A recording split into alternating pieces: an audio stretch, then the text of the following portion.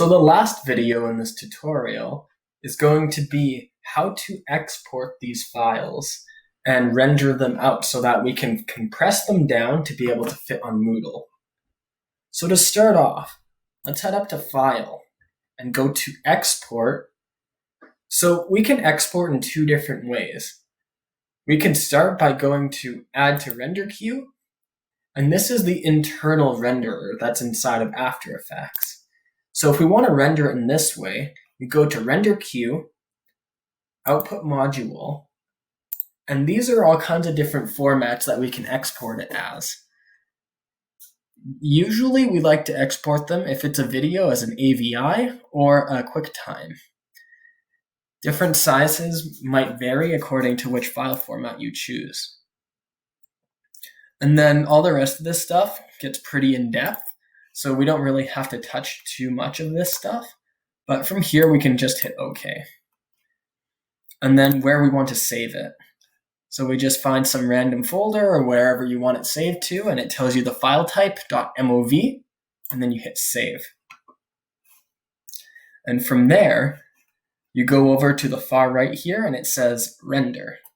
So you click on Render, and you see this blue bar across your screen here. Once this bar reaches the end, it would have rendered your entire animation, and it is now ready for upload. It'll also make a nice sound as well to let you know that, hey, this worked. So now the second and better way to export a file is to add it to the Adobe Media Encoder.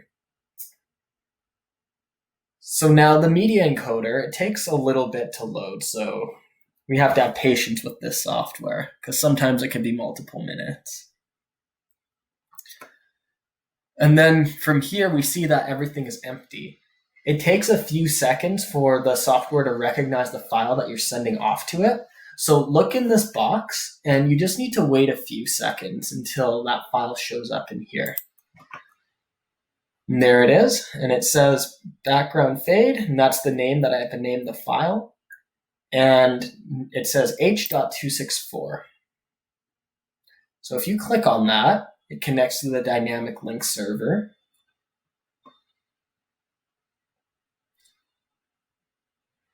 And we can choose which part of the video we want. Usually it's set to full. We want it set to full. Now these are important. So here we can choose the file format. H.264 is just an MP4, so that's what we'll go with. Here we click to choose where we want to locate the file. We want to make sure we export video and audio. And then it says that the estimated file size is 19 megabytes. So that will be good for uploading to Moodle. And then all you have to do is press OK. And the last step here is to just press the play button here, and it will render out your scene as an MP4 file.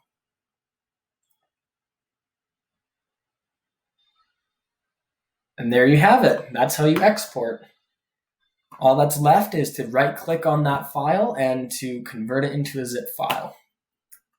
And there you have it. Thanks for watching this tutorial.